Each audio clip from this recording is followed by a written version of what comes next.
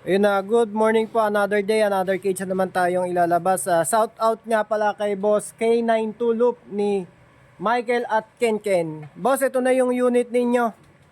Na ang sukat po nito ay 4 feet yung lapad niyan, 6 feet yung haba, 6 feet din yung taas na 2 section. Sputnik type po na pulley trapdoor. Na folding, na tutupi po yung pinaka landing board niya, tapos pinakatakip na rin sa ex machina niya. Tapos meron na rin siyang viewing na yun, dalawa. Pwede po kayo dyan mag-viewing ng mga young birds nyo po. Pag mga young birds dyan po nilalagay. Naaalis po yan. Joseph, paalis nga nung ano. Ayan. Ibaba mo na yan para makita ng ating mga audience. Ayan po. Medyo mataas nga lang po siya. Ayan po yung ano niya, 7 hole. 7 hole ba yan? 7 hole, no? 7. Ayan, stick si 7 hole. Ito po, napaghihiwalay po yan. Ayan, may mga kabitan ng mga tornilyo. Tapos yung flooring po niyan talagang heavy duty, kahit 20 katao pwede po niyan sa loob. Ayan. Tapos meron na rin siyang center line feeder. Ayan.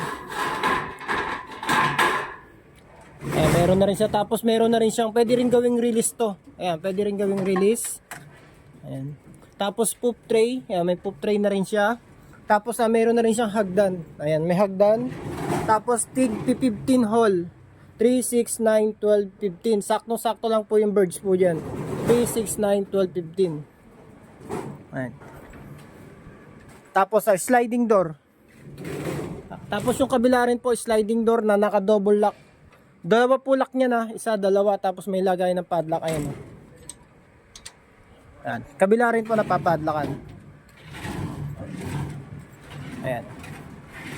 Sa nagtatanong po pala, ang sukat po niyan ay 4x6x6, tapos 2 feet yung pinaka-stand na collapsible, 30 hole, 2 section, Sputnik type, tapos meron na rin siyang pang-viewing sa mga young birds.